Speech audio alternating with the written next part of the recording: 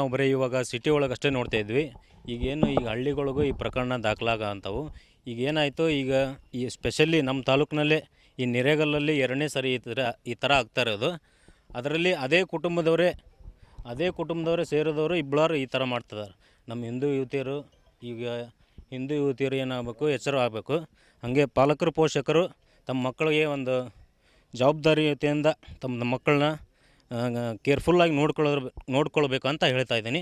ಹಾಗೆ ಇದೊಂದು ಪ್ರಕರಣ 24 ಗಂಟೆ ಒಳಗೆ ಈಗೇನು ಆ ಕುಟುಂಬದವರು ಈ ಹಿಂದೂ ಯುವತಿಯನ್ನು ಕರ್ಕೊಂಡು ಹೋಗಿದ್ದಾರೆ, ಆ ಕರ್ಕೊಂಡು ಹೋದಂಥವ್ರು 24 ಗಂಟೆ ಒಳಗೆ ಈ ಪ್ರಕರಣವನ್ನು ದಾಖಲಿಸ್ಕೊಂಡಾರೆ. ಈಗ ದಾಖಲಿಸ್ಕೊಂಡು ಅದರ ಕುಟುಂಬದವ್ರನ್ನ ಕರ್ಕೊಂಬಂದು ಆ ಹಿಂದೂ ಯುವತಿಯನ್ನು ನಮಗೆ ಒಪ್ಪಿಸಿ ಇದೊಂದು ಪ್ರಕರಣವನ್ನು ಕಟ್ಟುನಿಟ್ಟಾಗಿ ಮುಂದುವರಿಸ್ಬೇಕಂತ ನಾನು ಕೇಳ್ಕೊತಾ ಇದ್ದೀನಿ. ಅವ್ರ ಮನೆಗೆ ಅವರಪ್ಪ ಇದ್ದರು, ಅವ್ರ ಮಮ್ಮಿ ಅವರೆಲ್ಲ ಇದ್ದರು. ನಾವು ಕೇಳಿದ್ವಿ ರೀ, ಅವ್ರು ಫಸ್ಟಿಗೆ ರಾಣೆಬೆನ್ನೂರಾಗ ಅದಾರ ಅಂದ.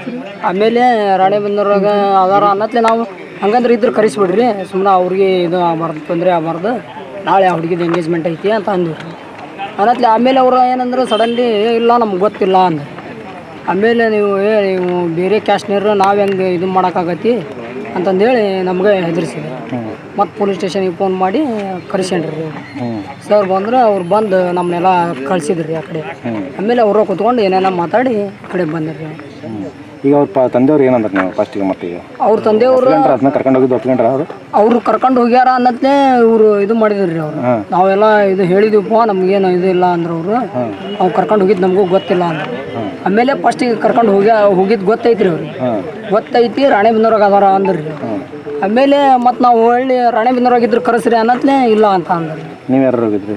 ನಾವು ಮತ್ತು ಅವ್ರ ಫ್ಯಾಮಿಲಿಯರ ಒಂದಿಷ್ಟು ಮಂದಿ ಹುಡುಗರು ಹೋಗಿದ್ವಿ. ನನ್ನ ಮಗಳದು ನಾಳೆ ಬೆಳಗ್ಗೆ ಕರೆದು ಎಂಗೇಜ್ಮೆಂಟ್ ಐತ್ರಿ. ನನ್ನ ಮಗಳಿಗೆ ಯಾವ್ದು ಹೊರಗೆ ಹೋಗಿ ಗೊತ್ತಿಲ್ಲ ರೀ. ನಿನ್ನೆ ರಾತ್ರಿ 2:30 ಸುಮಾರು ಬಂದಕಿನ ಹೆಂಗೆ ಮಾಡಿ ಕರ್ಕೊಂಡು ಹೋಗ್ಯಾರ, ತಲೆಯಾಗ ತುಂಬಿ ಕರ್ಕೊಂಡು ಹೋಗ್ಯಾರ ರೀ ಸರ್. ಯಾರು ಕರ್ಕೊಂಡು ಹೋಗ್ಯಾರ? ಸಾಬ್ರು ಅವ್ನು ಕರ್ಕೊಂಡು ಹೋಗ್ಯಾನ ರೀ. ಅವ್ನ ಹೆಸರು ಇಬ್ರಾಮ್ ರೀ. ಅವ್ರು ನೆರಗಲ್ಲವ್ರಿ. ನಮ್ಗೆ ಮೊದ್ಲು ಏನು ಗೊತ್ತಿಲ್ಲ ರೀ ಸರ. ನನ್ನ ಮಗಳು ಹೊರಸ್ಲಾ ಬಿಟ್ಟು ನಾವು ಹೊರಗೆ ಕಳಿಸಿಲ್ಲ ರೀ ಸರ. ನಾನು ಎದಕ್ಕೂ ಕಳಿಸಿಲ್ಲ ರೀ. ಆಕಿನ ಏನು ಮಾಡಿ ತಲೆ ತುಂಬ್ಕೊಂಡು ಕರ್ಕೊಂಡು ಹೋಗ್ಯಾರನ್ರಿ. ನಾಳೆ ಬೆಳಕರದ್ರಾಗ ಎಂಗೇಜ್ಮೆಂಟ್ ಐತ್ರಿ, 12ನೇ ತಾರೀಕಿಗೆ ಮದುವೆ ಐತ್ರಿ ಸರ. ನಾ ಎಲ್ಲ ಇದು ಮಾಡೇವ್ರಿ.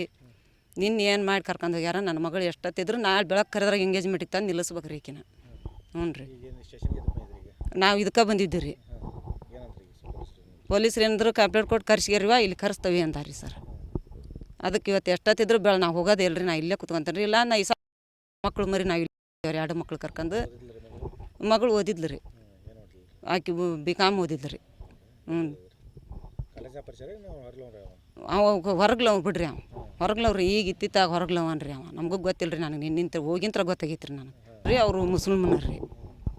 ನಾವು ಯಾವಾಗಿದ್ರು ಬಿಡಂಗಿಲ್ಲ, ನೀನು ಕರ್ಕೊಂಡು ಹೋಗ್ಯಾನ ರೀ. ನಮ್ದು ಎಷ್ಟೊತ್ತಿದ್ರು ನನ್ನ ಬೆಳಗ್ಗೆ ಕರೆದ ನನ್ನ ಮಗಳು ಕರ್ಕೊಂಬಂದು ಕಳಿಸ್ರಿ.